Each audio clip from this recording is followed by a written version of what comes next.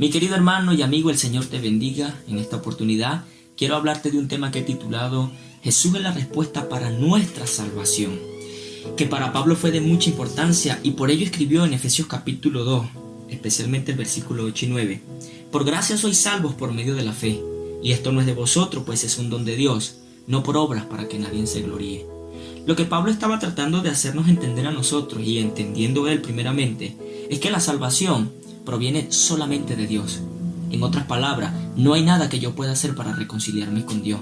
No es mérito mío, porque de una u otra forma la barrera de mi pecado siempre va a estorbar en mi relación con el Señor.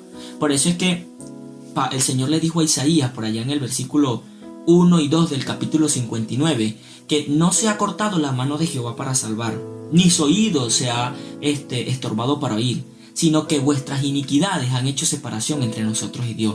En otras palabras, no hay nada que nosotros podamos hacer para ganarnos la salvación o para ganarnos el favor de Dios. Pablo dice, por gracia sois salvos, la salvación proviene de Dios. En otras palabras, el Señor es el que busca, el Señor es el que ama, el Señor es el que restaura, el Señor es el que perdona, el Señor es el que limpia, el Señor es el que nos buscó, el Señor incluso es el que nos lleva a la sepultura y el mismo Cristo es el que nos levanta. Todo proviene del Señor. Pablo lo rectifica por allá en Romanos capítulo 5 versículo 8 cuando dice que Dios mostró su amor para con nosotros, en que siendo nosotros pecadores, Jesucristo murió por nuestros pecados. Entonces Pablo está diciéndonos y hoy nos está afirmando, la salvación en Cristo proviene del Señor. En segundo lugar, dice, no por obras, para que nadie se gloríe. Lo que Pablo estaba haciéndonos entender, y estaba entendiendo él a la luz de este pasaje, es que el sacrificio de Cristo en la cruz del Calvario es suficiente para nuestra salvación. En otras palabras, mi querido hermano y amigo, no hay nada que le podamos añadir a la salvación. No hay sacrificio, no hay promesa, no hay buenas obras que nosotros podamos hacer, que le podamos añadir al sacrificio algo o le podamos quitar algo, porque no es por obra, es por el sacrificio completo de Cristo en la cruz. No hay palabras mágicas, no es por visitar al brujo, no es ni siquiera por ir a la iglesia, es solamente por la fe que yo coloco en Jesús, que me hace recibir el regalo, que es el don de Dios, el regalo que yo no merecía, pero que aún así el Señor me quiso dar. Cuando Pablo habla de gracia, la gracia de Dios es el amor inmerecido hacia el hombre pecador.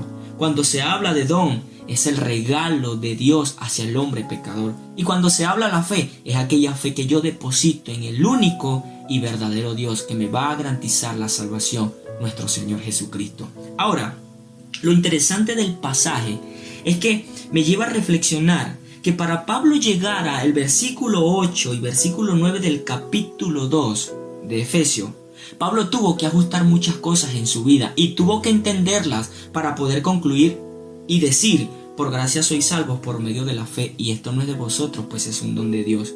Por lo menos tres cosas el apóstol Pablo tuvo que ajustar y que nosotros también debemos ajustar para apreciar el regalo de la salvación en Cristo.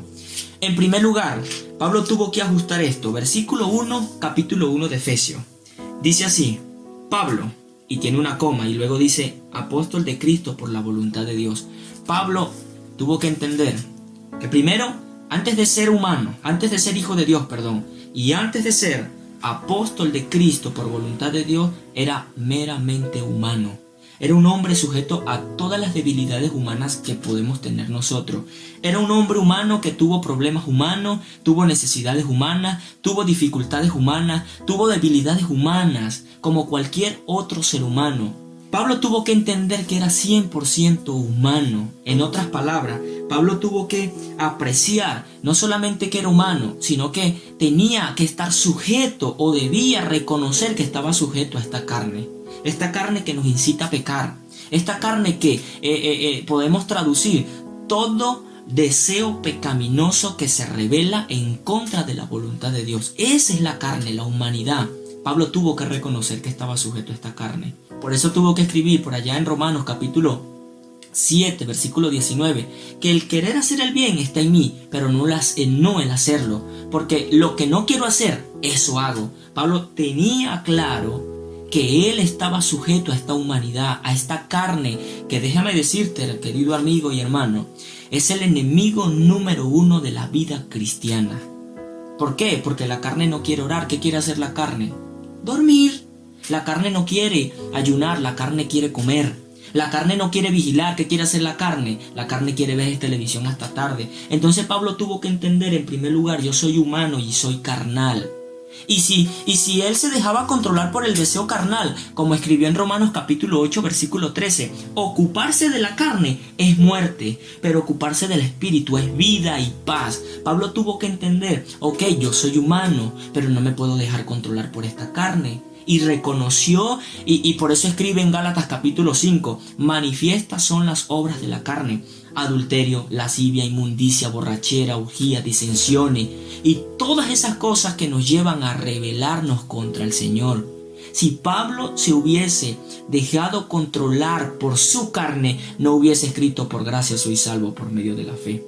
Pablo entendió en primer lugar que él no podía dejarse controlar por su carne, pero que él era 100% humano, y por eso no hay nada humano que nosotros podamos hacer para ganarnos la salvación o para ganarnos el favor de Dios, porque nuestra humanidad siempre va a tener el deseo de pecar en contra de nuestro Señor.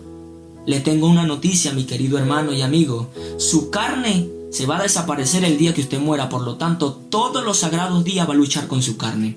Usted decide si dejarse controlar por su carne, que es todo el deseo pecaminoso que se rebela contra el Señor, o usted y yo decidimos darle lugar al Espíritu y decir lo que dijo Pablo por allá en Efesios capítulo 6:10, fortaleceos en el Señor y en el poder de su fuerza. Yo no voy a controlar mi carne por mi fuerza, yo no voy a controlar mi humanidad por mi fuerza, yo voy a controlar mi humanidad por la fuerza del Espíritu cuando vivo en comunión con Él.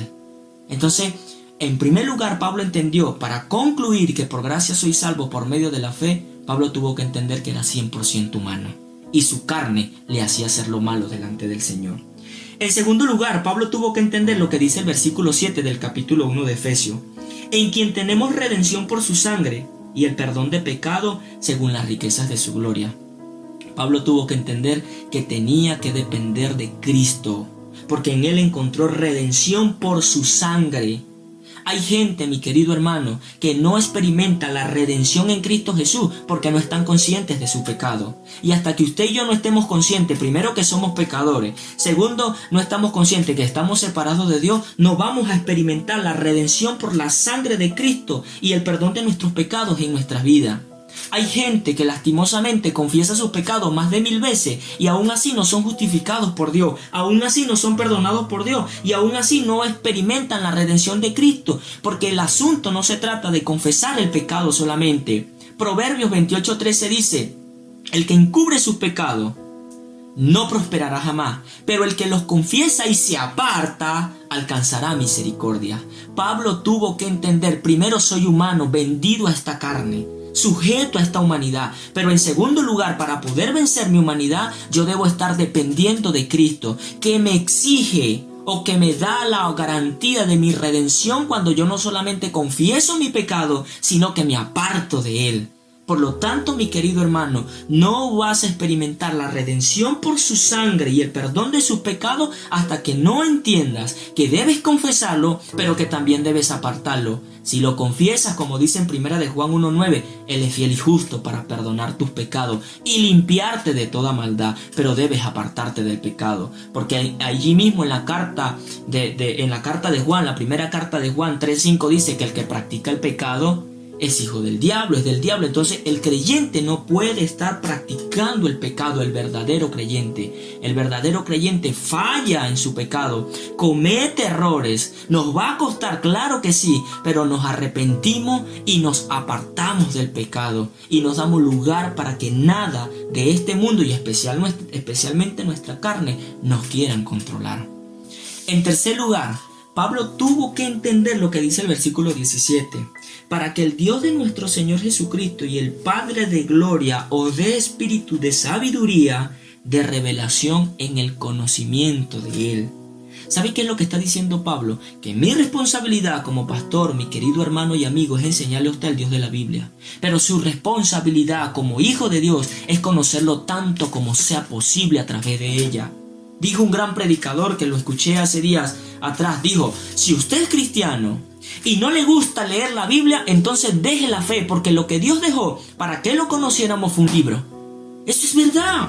Eso sí, yo tengo que entender, mi querido hermano, que yo debo conocer a Dios tanto como sea posible, pero ¿cómo lo voy a conocer? A través de su palabra.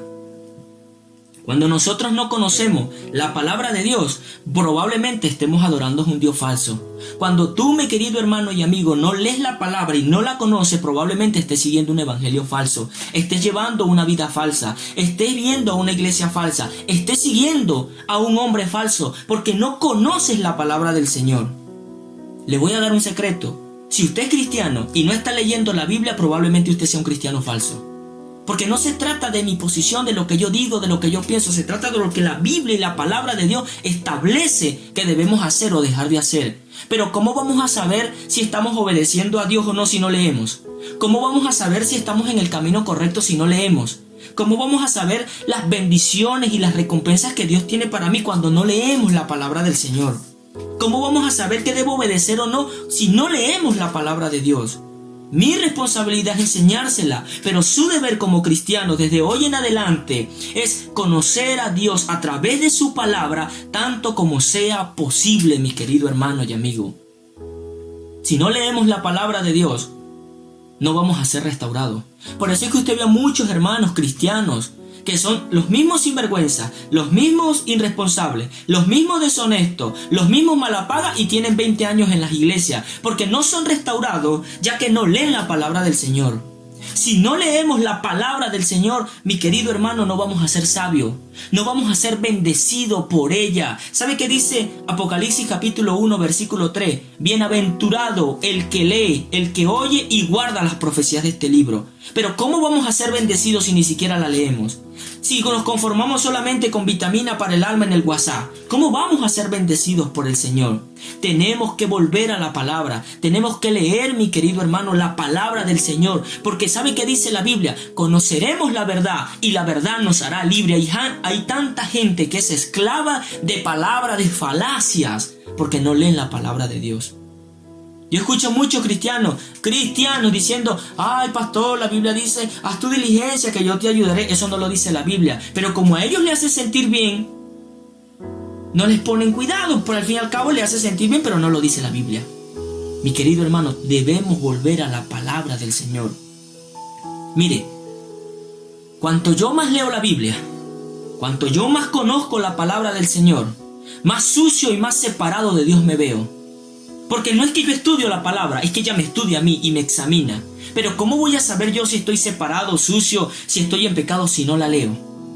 Hay gente, mire, que duda, que solamente duda por cosas que la Biblia da por sentados que son así, pero como ellos no la leen, ellos viven todo el tiempo dudando de eso. Por ejemplo, hay gente a las que yo le he preguntado, mire, ¿usted es salva? Ay, yo no sé, pastor, ¿será que yo soy salva? Solamente Dios sabe eso. La Biblia dice, el que oye mi palabra y cree en el que me envió, tiene la vida eterna. Por lo tanto, eso es seguridad. La Biblia dice, escudriñen las Escrituras porque a vosotros os parece que en ella tenéis la vida eterna. Y ellas son las que dan testimonio de mí. Pero la gente duda por cosas que la Biblia da seguridad porque no leen la palabra. Pablo tuvo que entender, primero, que era humano y que ninguna cosa humana puede garantizar la salvación en Cristo. Pablo tuvo que entender la dependencia de Cristo, pero no solamente es confesar, es apartarse del pecado. Y en tercer lugar, Pablo tuvo que entender que debo conocer a Dios tanto como sea posible. Hoy tenemos la oportunidad y privilegio de conocerlo a través de su palabra, pero no lo vamos a conocer si no leemos lo que el Señor quiere que nosotros hagamos. Mi querido hermano, es mi deber y mi responsabilidad enseñarte al Dios de la Biblia, pero tu deber y tu responsabilidad es estudiar la palabra de Dios tanto como sea posible. Tanto como sea posible. Y así Pablo concluyó diciendo, por gracia soy salvo, porque mi humanidad no lo voy a lograr. Por medio de la fe, porque dependes de Cristo. y no por obras para que nadie se gloríe. Porque las obras que yo voy a hacer conforme a la palabra del Señor, cuando está corriendo en mi ser como ríos de agua viva, Pablo las describió de esta manera. El versículo 10 del capítulo 2, del capítulo 2 de Efesios dice: porque somos hechura suya, creados en Cristo Jesús para buenas obras, las cuales Dios preparó de antemano para que anduviésemos en ellas. Las buenas obras que vas a hacer, las vas a hacer respaldadas por la palabra. No solamente obras externas, sino obras internas en tu corazón.